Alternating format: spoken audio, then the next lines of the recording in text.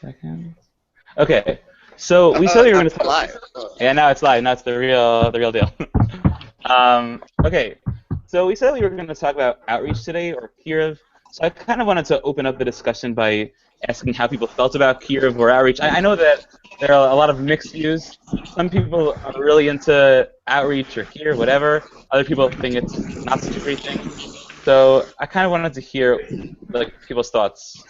Because I raise your hand and then if anyone has any thoughts on Kirov. Anyone? Okay. I'll say something about Okay, go for it. So Sure. I think if people want something, then it's perfect. Like, if they're looking for something, there needs to be someone there to be able to give that help and that advice. Okay.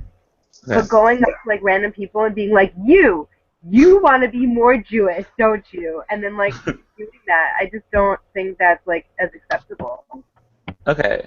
Totally. So basically, if someone's looking to become, if someone's looking to learn more about their Judaism, then great, let's do that. Let's help them. But we shouldn't just like go on the street and like proselytize and tell everyone who's Jewish to be more religious. Yeah, exactly. Okay. Cool. Does anyone else have any opinions on that? No. Come on, guys. No one. I don't know. I think about that sometimes. It's hard. It's hard to know with people. Like, people don't walk around with a sign on their shirt that says, "I'm looking to learn more about Judaism."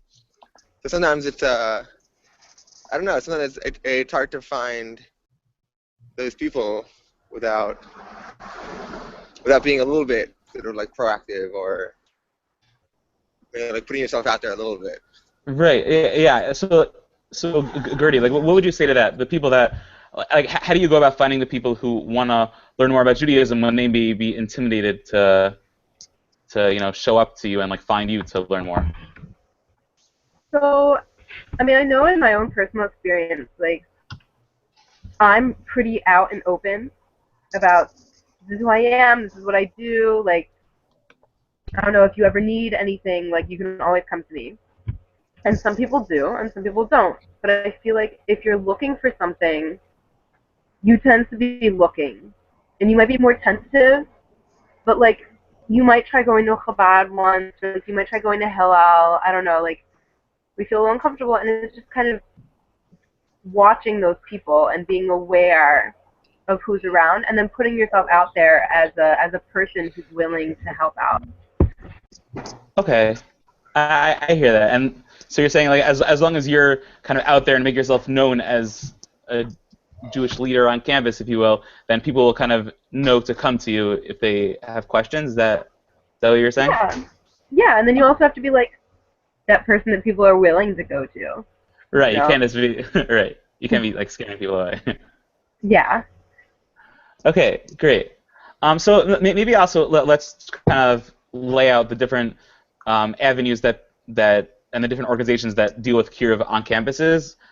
So Ari, what are some of the organizations on your campus that work with outreach or Kirov? And like, it doesn't have to be like the most right-wing organization, but any organization that kind of works to trying to make more Jews, let's say, more religious. Well, what do you have? What do you have on your campus?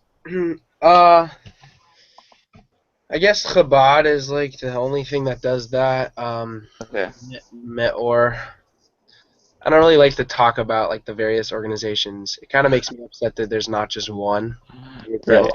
Ban I'm all totally. make one. So I don't really like to like talk about it. I always consider myself like a Kiruv rabbi. Like I'm not a rabbi at all, but like I always am like helping people and like trying to bring people in and whatever, and I spend like a lot of my personal time doing that. So I get like I'm not employed by anyone, but I do the work like a lot of I guess Kiruv rabbis would do. Okay, yeah, that's awesome. I think it's really important what you touched upon, that there are kind of all these different organizations that are working to do Kirov, and it seems like they're competing. It seems like everyone's competing against each other. So maybe it could be helpful to discuss what the differences are between the organizations. Even though it's kind of annoying that there are so many. Like, what are some of the differences between Chabad versus Or, let's say? Um, I'm not really sure. Like, to be Okay. honest, like I am very involved with Chabad, so I like avoid the Meor program, and like Okay. my friends and I have all been like rejected from their program because we're like too qualified or whatever. I didn't even apply, but I'm not going to. It's a waste of Right. time. Okay. So I know that they have like a program that they do that's like a week, couple weeks, and people get paid for it. Right. Chabad, on the other hand, is like dinners and stuff, and they have like pizza parsha once a week. And then there's Hillel, which is like not kiruv at all, Right. a social party, and then like they try to like get you to do things, and then go to birthright. Well, I mean, So do you think Hillel could be considered Kirov in that? Okay, they're probably not trying to make you Orthodox, but are they trying to make people more religious, or trying to add something to their Jewish identity? Because maybe all these types of things are also different forms of Kirov. I think that they want to just get people together that are Jewish, so that they like have a place to be Jewish. I would not Okay. call it kiruv at all. Okay. That's just personally me. I don't know, other Hillels possibly are different, Okay. but I don't think that my Hillel is kiruv at all. Okay. Just look on Gertie's face. I feel like you have an opinion on what I just said. Well, one was the Chabad at my school actually has something called Sinai Scholars. Okay. Yeah, my So I school guess too. you like, yeah. So it's kind of like people that don't really know that much, and then they get paid to like do this program. Great. And then I'm trying to remember what you said that I made a face to, but it might have been. I think it was the Hillel thing. I think The it was Hillel to be Hillel. Kirov. Yeah. The Hillel at my school, I feel like they're just trying to get people to come so that their parents give money to the organization. Okay. Personally, on my campus, can't speak to other campuses. Right. And I don't really think that they're Kiruvi in terms of trying to make people more religious, because they don't even a little bit. Okay. They're very like anti-religious actually. Right. Like they have a conservative and a reform minion, but if the conservative doesn't have enough, everyone has to do reform. Okay. But I think that they do try to get you to like be Jewish in some way, just so that you're being part of Hillel. Okay. So maybe like that is a form of Kirov? No? Is that possible? I Like think just it like the depends on fact what their they're trying. motivation is. Right. Okay. Okay. Cool. Talia, I'm sorry. I know we can't see you. I'm not really sure why, but do you have any thoughts on the Can you matter? hear me? Yeah, we can hear you. Yeah. Oh, okay. I was like Yeah. being silent this whole time. Yeah. Okay, I'm gonna try to do it from my phone. Maybe it'll work. Okay. Are you trying right now? Can you see me now? Can you see me? Yeah. Yeah. Hey. Yeah, I'm gonna exit out of this. Okay. Okay. Hey. Okay. Yeah. So Talia, so what about like here on your campus? I think that Q is like a very interesting thing, and kind of like adding on to what Ari was saying, there's definitely like a part of me that I feel like I'm always doing Kirub just by like talking to people, and I think what's really beautiful about doing Kirub on like a peer-to-peer basis is that there isn't really an agenda like there usually is behind the organizations, because when you have an organization you need numbers for funding and etc. Right. So it's definitely nice to like be able to like have a connection with like fellow students. And I also like something that's really cool about reaching out to people is like it's not like if people aren't interested, like kind of what Gertie was saying, like you don't want to shove it down their throat. So like it's not weird to like be friends with someone who's like maybe not necessarily so religious or interested in being or like interested in being Jewish. Like it's not like an educator, let's say, from an organization that like reaches out to somebody and then they're not interested, so they keep on like pushing it. It's kind of like, okay, they're not interested, so then like we'll just be friends. You don't have to talk about religion and different things. Right, totally. But I definitely think it's really important to kind of, spread the culture at least, and like spread the awareness just in case people are interested, because everyone's like always so interested in doing like new cultural things or like new like clubs or whatever it is in college. So like it's a really great opportunity to really see for people to like really engage if they're interested. Right, totally. I think one of the reasons why Kira is probably so much more popular, or it's become very popular on college campuses, is because of the fact that people are so willing to join new things and kind of become part of things that they haven't done until now in their life. So it's like a little easier just to become more religious now, or become more involved in Judaism now, because everyone's just doing new things anyways.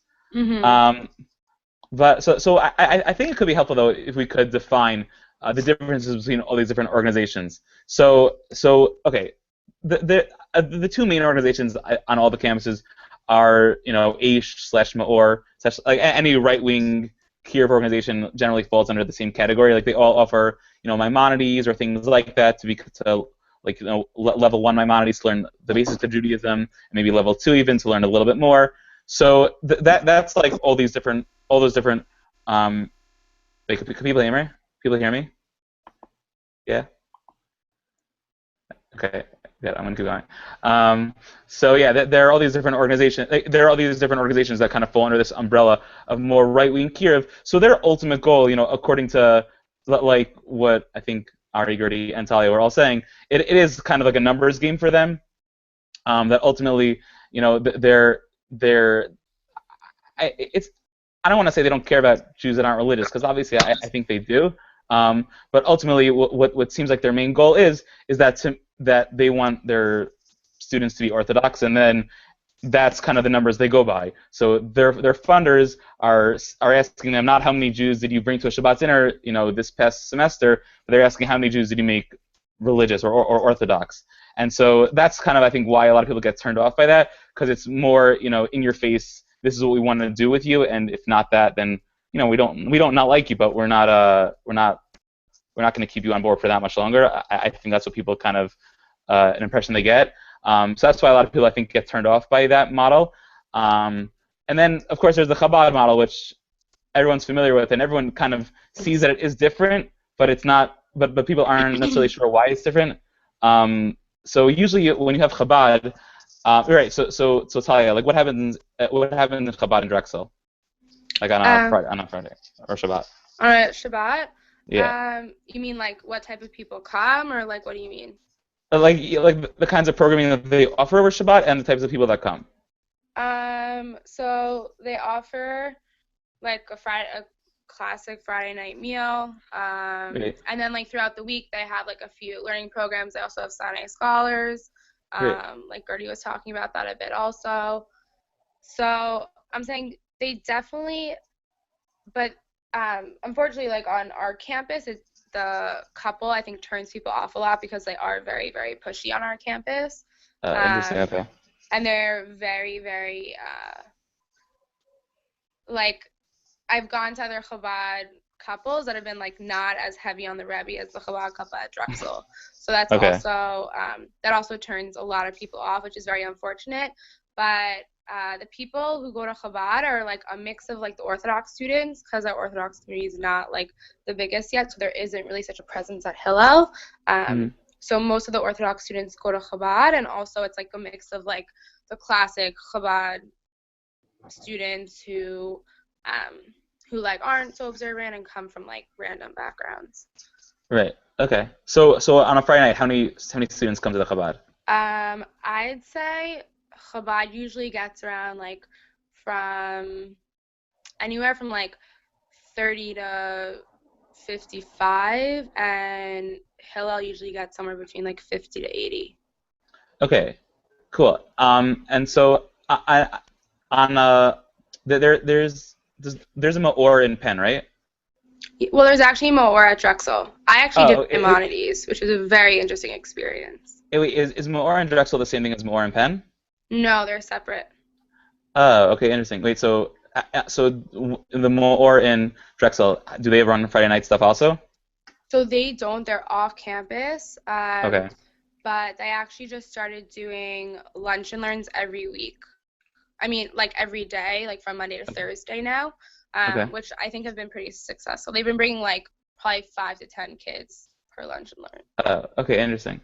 Okay, fine. So I think right. So we spoke a little bit about what or these more right wing organizations to try to focus on. So what I was trying to get at is that um, these organizations, since they're so focused on kind of the individual Orthodox students that they can produce, so they usually a lot of times they have like smaller groups of people that they'll invite for a meal. So in a Chabad on the campus, you could have between 50 and 100 Jews, none of which will become Orthodox by the end of the year. Where in like in or if they have Friday night meals or anything like that, they can have something like 15 to 20 people that may come to their meal, maybe a little more, but their numbers could be smaller because they're trying to focus more on the individual student. So what's interesting is that Chabad, their main goal is, a lot of people think that Chabad wants to make people Orthodox.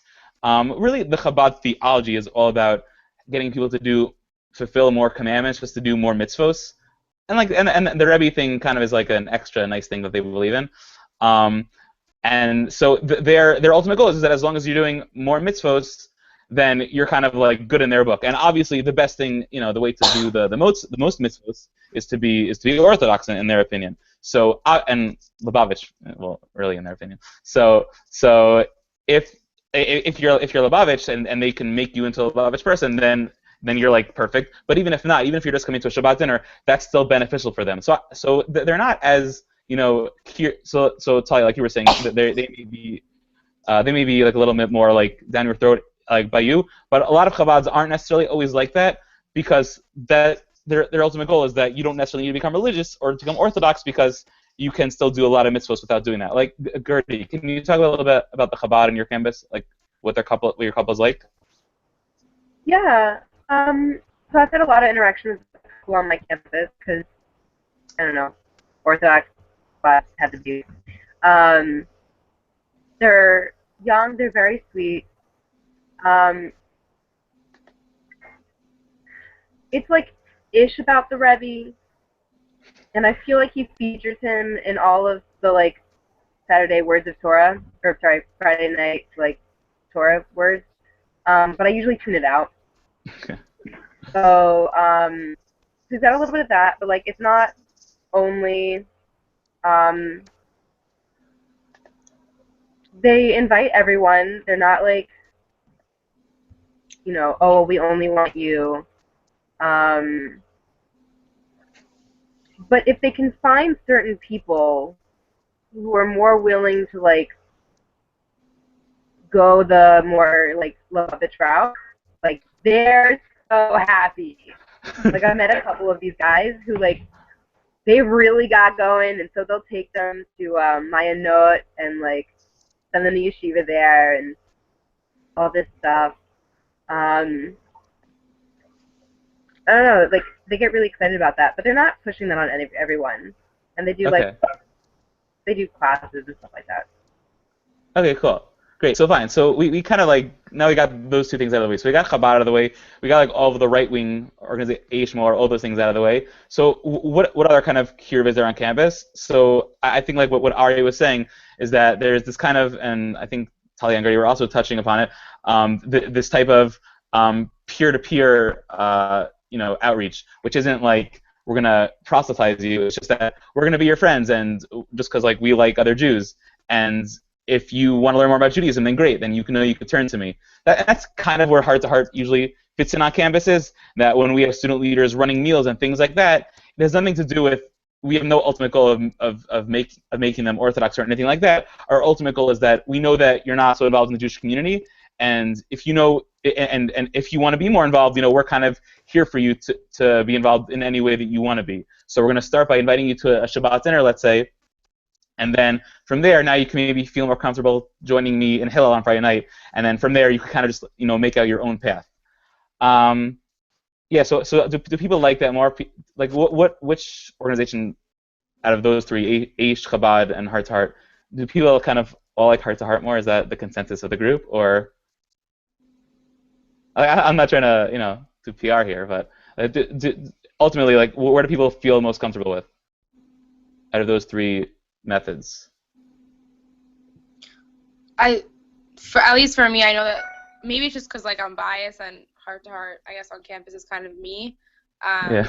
But a lot of times, like, if I like say that if I like tell people to come to a Hillel event opposed to just like come to an event at my apartment, Yeah. it's definitely more attractive to come to like just my apartment because I guess just like when you're associated with an organization, because you're with an organization, you like it's just Right. not as attractive, you know. Right, for sure. And it doesn't seem as like genuine, I guess. So I think it's definitely like just more relatable, and it's more fun, I guess, when there aren't necessarily organizations like above you. Right, Even for though Heart to sure. Heart is an Totally. organization, it's just like it's peer to peer, Right. not like an educator. Right, exactly. Okay, cool. Okay, fine. So up until this point, we're kind of already halfway through the session, and we've spoken about the different organizations and kind of what they're trying to do for students. We haven't really spoken about ourselves in that, do we kind of is it like a belief of ours that it's necessary to do Kiev or do outreach on any level? And there could be a lot of different aspects of like why we personally would want it. We can say that we love the Jewish life that we share, so we kind of want to share that with other people. We like the religious life that we have, so we want to help other people have that. You can also say like communal reasons that not all of us have like most of us don't have like the strongest community on our college campuses, and if we go out and we find more Jews and make them more religious, then we can kind of have a stronger Orthodox community. So there are those two things. There's the personal reasons that we want to share the richness that we have of Judaism with other people, and also that we could also want to make our community stronger by producing more religious Jews, if you will. And then there's also the third reason, which could be more of like a theological reason that I'd be interested to hear what you guys have to say, and that maybe being an Orthodox Jew kind of implies that you believe that everyone needs to be Orthodox. So we have the personal reason that we want to share the richness of Judaism that we have with other people. There's the communal reason that we want to make our community stronger, so we're going to make more Orthodox Jews. And then there's the theological reason that being Orthodox maybe means that we need to make sure that other Jews are Orthodox. So what do you guys think about those three reasons? Which one speaks to you the most? Ari, you want to maybe answer? Sure. I mean, it's kind of difficult because, like, I don't really want to get into it, but there's a lot of stuff going on my campus that's not really pretty. I know you didn't ask me about Chabad. Like, I think you did it for a smart reason, because like there's not really a Chabad on my campus anymore right now. But what's really been going on is like the reason I haven't been able to like do any programming or anything like beautiful like everyone else is because right now there's like a big group of students and they all are like, we love Chabad, and then Hillel's like, oh, the Chabad is failing, so we're gonna go take over the Jewish community. So I kind of have to act as like the filter and like the person in the middle. So like I can't really speak for students saying what people relate to. Okay. But me, it's kind of been really stressful and upsetting because like I'm a student and like I am not a kiruv rabbi, like getting paid to do this. I am a student in a university, and when I can't focus in class because my phone's ringing because I'm trying to figure out what's going on in like court cases outside of class, it's like not really conducive to like successful time in college. So I've been having a really tough time with like dealing with my Jewish community. It's been extremely frustrating. So like I don't really want to participate right now. I just want to hear what everyone else is saying. Okay, sure. I can't really. I'm just gonna like depress everyone with my like situation. It's, like really not good. Essentially, just to give context, the DC head rabbi of Chabad and my rabbi got in a clash, and this rabbi took this rabbi to court and got an injunction and kicked him out a mile of anywhere on campus and kicked out Chabad of GW. And in protest, the students are like, there is no more Chabad GW. So that's what's been going on. So yeah, I don't really. The reason I'm not participating is I can't really provide anything right now. So I'm sorry, but I'm just trying to like hear what everyone else has to say because my situation is so notice now, and I know this isn't answering your question, but since I'm talking, I might as well say there is Hillel, and as soon as Chabad got kicked off, as soon as the rabbi got banned from doing anything within a mile on campus, Hillel sent out an email like that day saying, "Hey, we want to like reignite our Orthodox Jewish community," and I'm like, "What the hell is your problem? You know, this is ridiculous. We have a community." And like excuse me, but I got very upset. But anyways, right now what happens is since we don't have anywhere to eat lunches because they can't provide us dinners. Right. I mean lunches. They can only provide us dinners because it's all funded by alumni, not Chabad. We agreed to as a community to daven in Hillel on Friday nights, and the Chabad rabbi actually comes and does it also, so that on Saturday mornings we can get lunch from Hillel. Okay. It's like ridiculous. But anyways, the weather's like cold. It's all great. I mean, we're gonna survive. It's okay. We've been through way worse, all of us. So I'm not really worried. Yeah, and also, I mean, I know you didn't want to depress us, and like you definitely didn't depress us, although I think we all sympathize with you. But like that's what this whole webinar and these conversations are for, because everyone, yeah, like it sounds like you have a really, like you're going through a really tough time with all the politics that are happening. Like this is, I think, a new level of politics.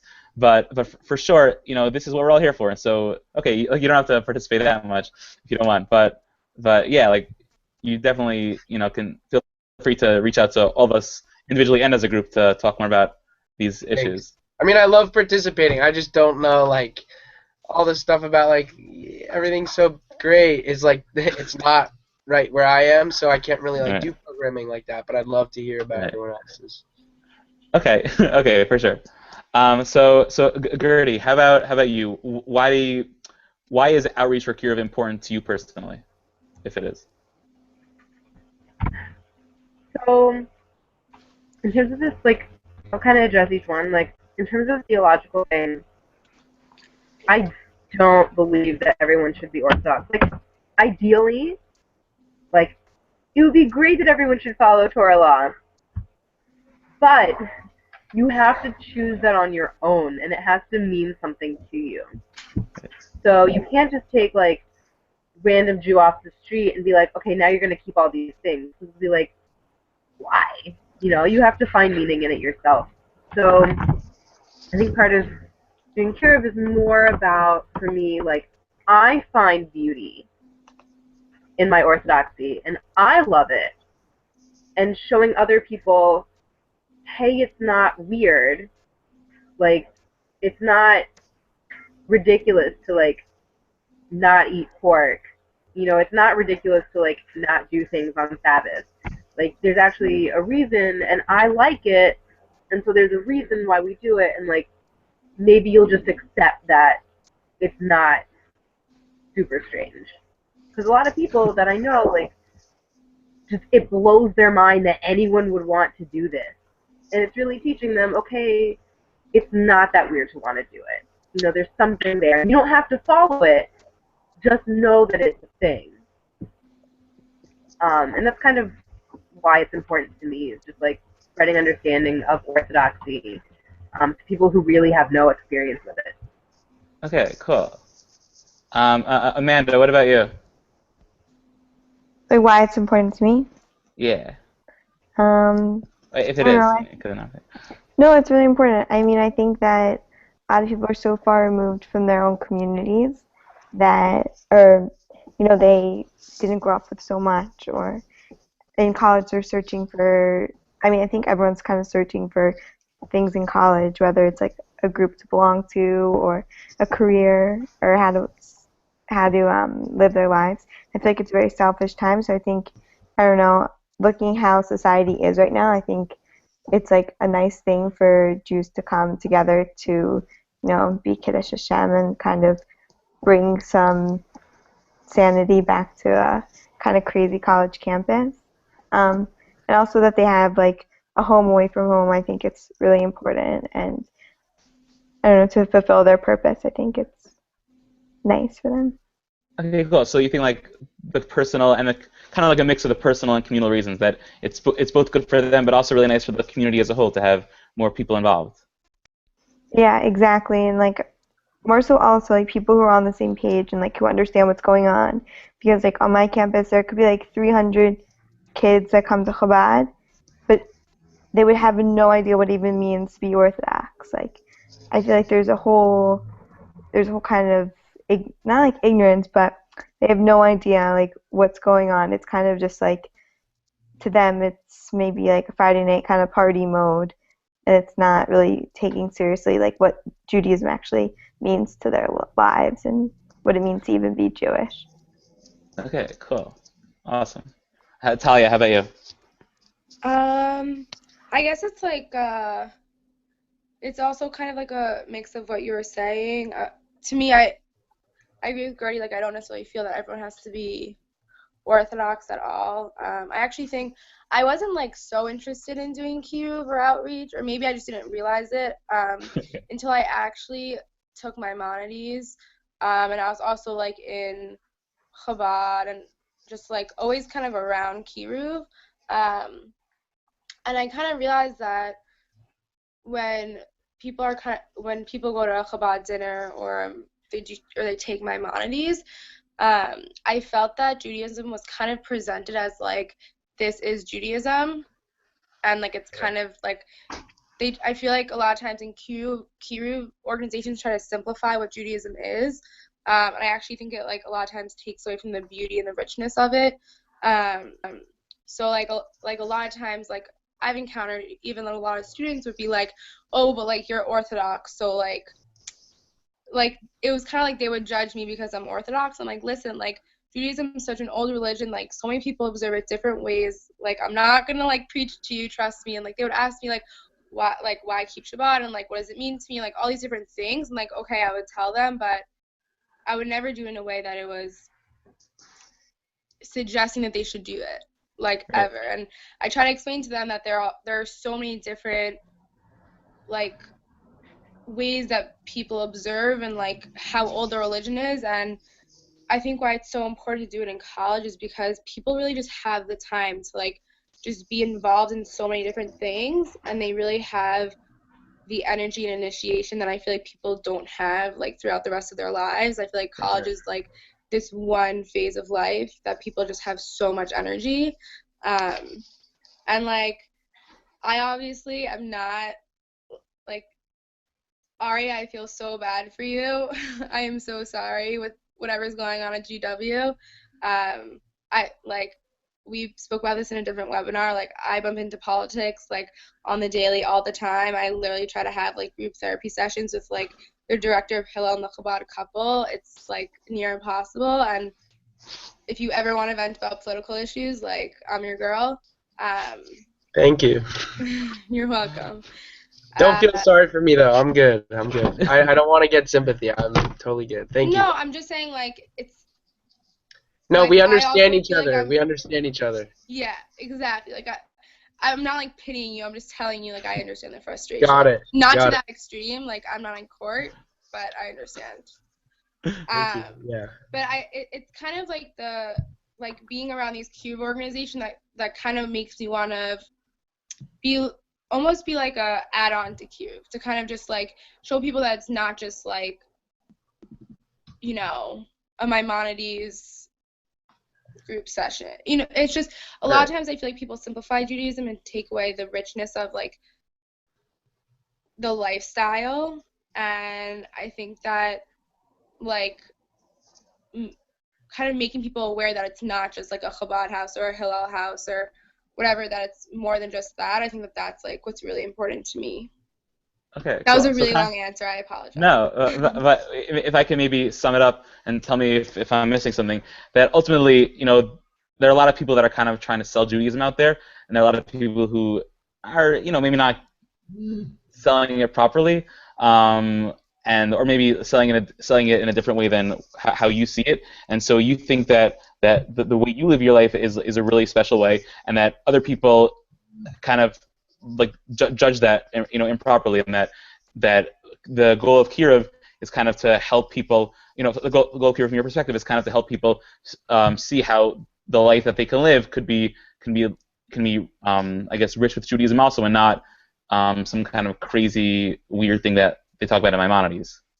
Is that Yeah, I think that's a good summary. okay? Okay, great.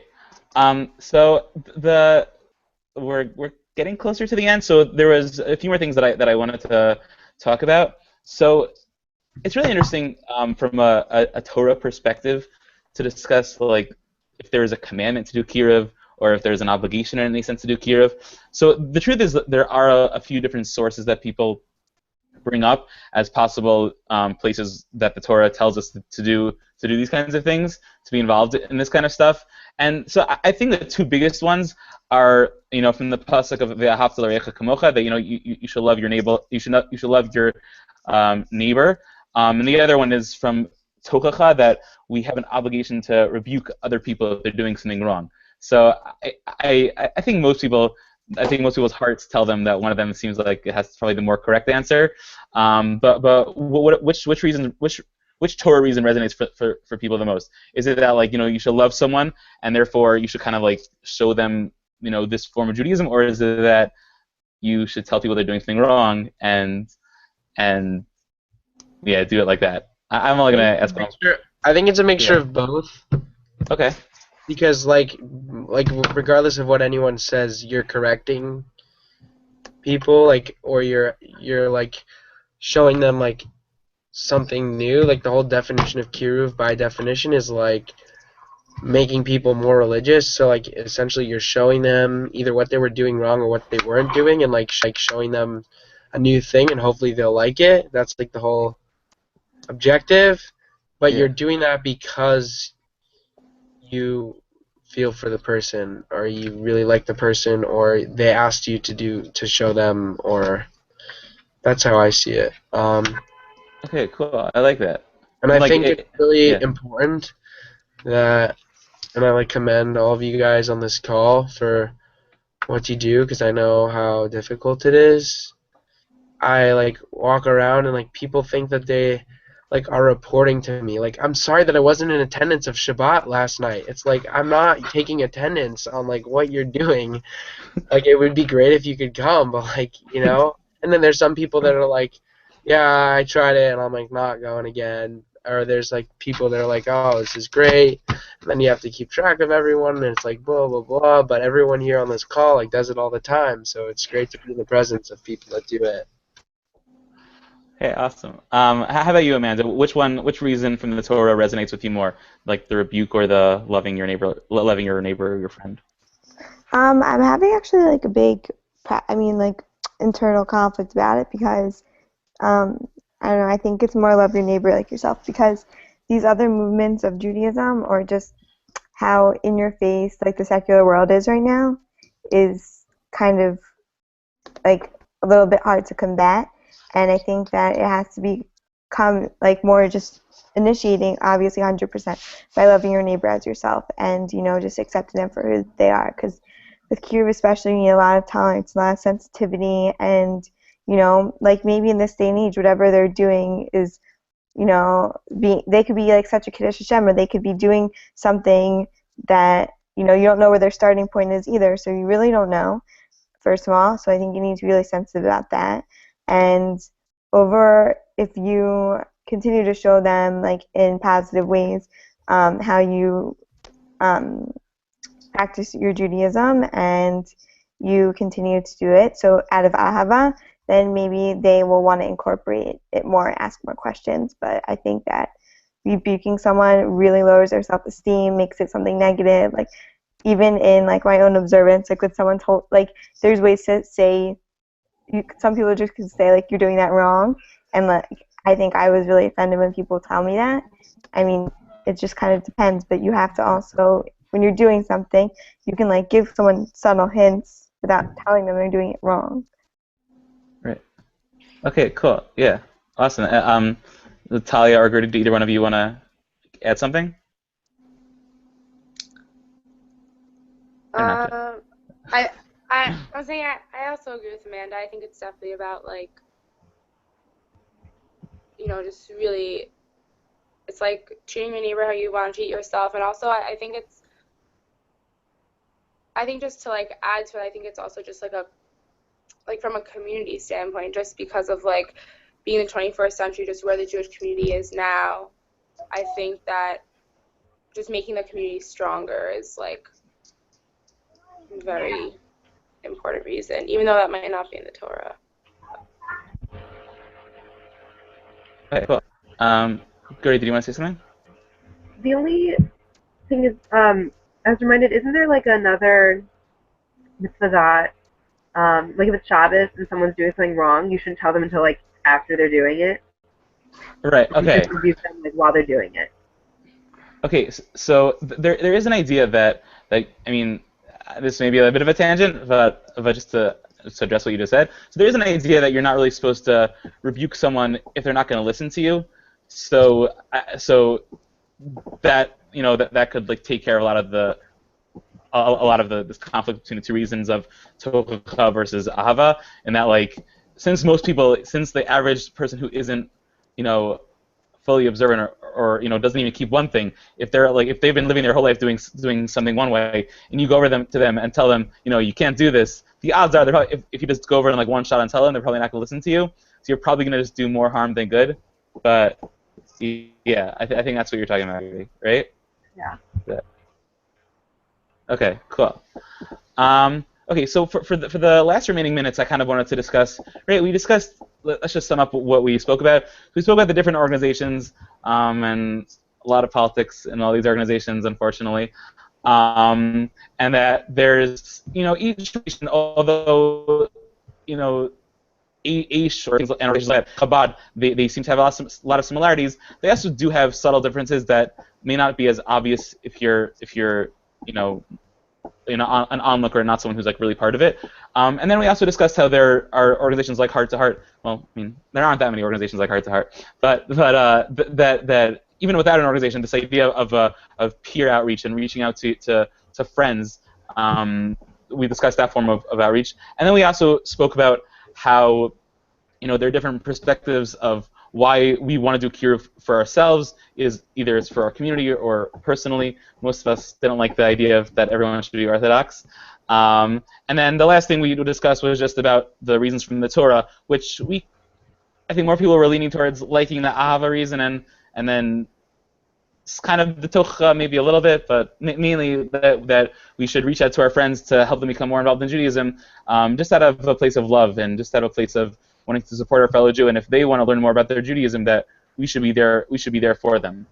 So in the last few minutes, I kind of wanted to discuss the more practical approaches, and that you guys have all been doing amazing events on campuses so far. Even Ari, like even though you have like crazy things going on your campus, like you have been doing amazing things, which I hope you realize how amazing all the things that you're doing have been. And so I wanted to discuss, maybe just to kind of speak about in the open, about both running these peer events of quote-unquote outreach, and also how to find Jews in the first place. So I'd be interested to hear, how do you guys go about finding Jews who aren't so involved in your community?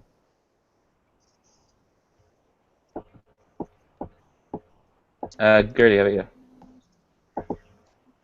you?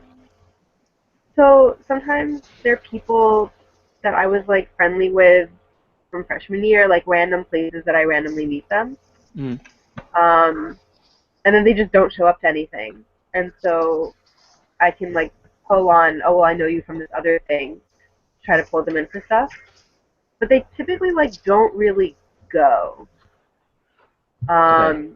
And then otherwise it's like people that I was friendly with from either Hillel or Chabad, which can raise other issues.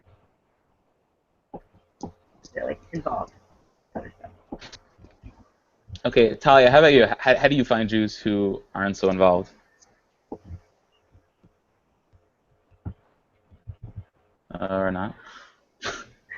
Maybe yes. Talia? Sorry. No, it's okay. By mistake, instead of clicking on mute, I clicked end. How do I find Jews? Can you hear me now? Yeah. So I think that well, a lot of times in classes, there definitely are indicators. Like a lot of girls would wear like a Magin David, or like people love the Khamsa. Like I don't know if you guys have found this on your campuses. So I'll like casually ask them about their jewelry. But also I also just joined a sorority, so I've met so many Jews through that. Because there are like bajillion Jews in Greek life. And then I also like a lot of people who, go to Hillel, let's say, or go to Chabad, that they might be involved, but a lot of their friends aren't. So like through them, like you'll meet people who are also Jewish, but like just not involved. So that's like also a way that I've found. But I think that also like when you get to know somebody, or like even when you ask someone's name, like they're just like the classic like Jewish names. Like if there's a Berg or a Steen in their last name, you're like you're for Right. sure Jewish, or like some Jewish connection. So I don't know. I guess No, you just yeah. have to Okay. put your Judar on. Okay, cool. Amanda, how about you? How do you, find out? I mean, do you like, besides from Chabad, are there like Jews in your classes or things like that you find? Um, sort of. Like, I don't know. I usually try to take a lot of the people that are from Chabad and like get them more involved, or like um my like first year I was in a sorority, so like a lot of those girls were like very not involved in going. Like I'll reach out to them. I feel like it's very hard in my school to find the Jews who are hiding because they don't really come to a lot of things. Right, and It's also I feel like there are just like so many of them, and like there are so many students on your campus, and there are also so many Jews, but like how do you? A lot of them probably are just like not making it so obvious. yeah, like I think a lot of them are like very, very um assimilated, or they don't really have a lot of Jewish friends. Because if you have a lot of Jewish friends, one of them ends up at either Chabad or Hillel. But I don't know. Even I was talking to the Chabad Rebbetzin about it. They like don't know where all like the other 6,000 So, Jews yeah. are. Right. Yeah, it's pretty crazy. Okay. Okay, cool. So and then okay, great. Ari, do you want to add anything or? I've given up. Okay. I've done a lot of like getting people in, and like for this year I'm done. If I see someone that like people usually approach me, they wear a kippah, so they're like, oh, like where do you go or whatever. Or what if I know that there's this kid, or my friends and I will like our like new project. We're gonna get this person to come to like all the events, so we like do it as a team. But I don't like have time anymore to hunt around like I used to and be like, which person looks like they would enjoy Chabad the most, and then All like right. try to get them to come. I kind of gave up on that because I got exhausted. But when people approach me, or like my friends and I are like, oh, this person expressed an interest, then we'll be like, hey, like we should like help them be comfortable. And so I tell the rabbi, like, Rabbi Yudi, like, you gotta let this person make a l'chaim. It's like the thing at GW. You like stand up and make a speech. So like all my friends that come, I like request, and somehow I have like a big say in what happens. So they always get to say the l'chaim. That with me, they just won't admit it. So that's like the way I do it, and I get to like put them on the spot and like have them showcase that they like came. It makes them feel really good. So Okay. Okay, awesome. Yeah, I think what you also mentioned was really important, and that the main difference between this peer outreach and every other organization is that are like what you were saying, you're not a hero rabbi, and so the fact that everyone is doing these things, these active and somewhat passive but mainly active ways of finding Jews, for sure it could be really tiring, and you definitely don't want to get burned out and like just feel like you've hunted for you guys probably shouldn't call it hunting, but sorry. no, fine. You guys know what I mean. Yeah, it's all good. But yeah, it's definitely like really hard because at the end of the day, you know, you could your campuses have thousands of people on it, and to find, you know, even you know, in a campus like Amanda's, it's 50,000 people, and 6,000 of them are Jewish, so you know, you would think it may be a little easier, but even there it's probably even more overwhelming. Because there's just so many people in general. So definitely there's always like a balance you need to, with everything in life. But like especially with this, it's amazing to find as many Jews as you can, but definitely don't like get really tired out and go crazy. And if you feel like you can't do it, you know, it isn't your it's our personal responsibility, you know, as Jews to care about other Jews, but it's not our, you know, we shouldn't go crazy over it. Okay, great. So basically, for this coming month or in the next, you know, month and a half, if possible, we wanted people to do something that was more outreach oriented than things that they've done in the past. So the easiest thing to do is to run a heart-to-heart meal. So if you have never done that or you've done it in the past, we kind of wanted people to run another meal. So there's that, and then we have a little bit of a surprise that if you do plan on running a meal, then we were gonna send benchers out to whoever is gonna be having a meal. So yeah, I know, great, really exciting, right? Send what out? Like the heart-to-heart benchers that we have. With the awesome logo that's like epic. Oh yeah. Great job on that. I told Hart that's like the best thing I have ever seen. Yeah, it's really great. One of Hart's friends made it like when he was starting Heart to Heart. Yeah, it's just fantastic. It really is good. It's just like that will be in marketing textbooks one day. The truth is, I once saw like a Hatzalah newsletter or something. Yeah, that's it. I once saw like a Hatzalah newsletter that had a very similar logo to us. A little. We should have copyrighted it, but yeah. Awkward. The truth is, they probably had it before us, but I don't think we stole it from anyone on purpose. So, yeah. Okay. Yeah. Okay. So that's all I have to say. Does anyone else have any questions or comments to add? I have a question.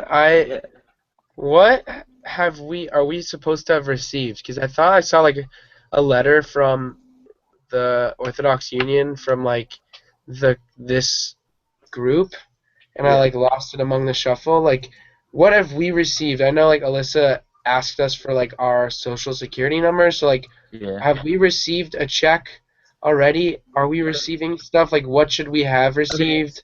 Yeah, so it was a little complicated for the way things worked out this year because half of you guys received funding from one place and half of you guys received funding from another place. But for Ari, you should have received a check for last semester and a check for this coming semester. And if you didn't, then we'll talk afterwards. Sound good? Sure.